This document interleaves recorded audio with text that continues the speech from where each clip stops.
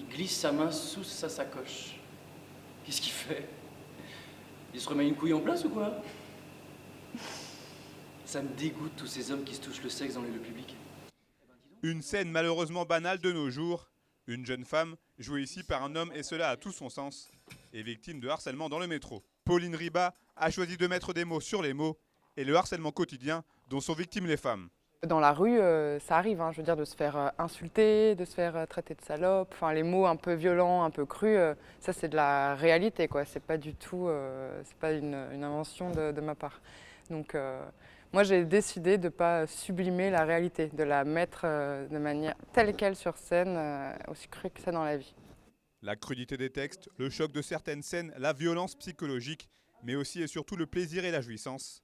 Autant de thématiques explorées dans cette toute première création. Le harcèlement, ça concerne quand même toutes les femmes, c'est quand même un vrai phénomène actuel de société. Le fait qu'il y ait des agressions verbales ou sexuelles, tout ça, je me demande, comme je m'interroge sur l'impact que ça peut avoir aussi sur le plaisir, sur le rapport à son corps, sur le rapport aussi à la féminité.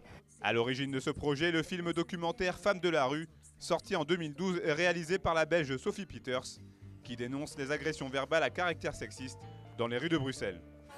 Un vrai tournant pour Pauline Riba, qui espère seulement tenter de faire changer certaines mentalités. Il y a comme ça un homme qui a assisté à une étape de travail qu'on a faite et il est sorti de la lecture, mais il avait l'air de ne pas aller très très bien en fait. Il est venu me voir et il m'a dit « Mademoiselle, il me dit moi j'adore les femmes, j'aime beaucoup les femmes, mais peut-être que je ne les ai pas regardées finalement d'un regard qui a été agréable pour elles. » Et mais ça pour moi c'est extraordinaire, enfin, vous vous rendez pas compte, mais ça c'est extraordinaire un témoignage comme ça parce que d'un coup je me dis mais c'est pour ça que je fais ça en fait, c'est pour justement qu'on se pose ces questions-là.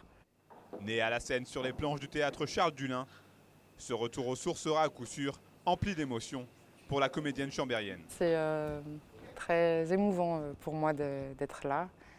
Voilà, donc cette scène, sur le plateau de Charles Dulin, c'est quand même là où je me suis dit que je deviendrais comédienne, que c'est ce métier que je voulais faire dans ma vie.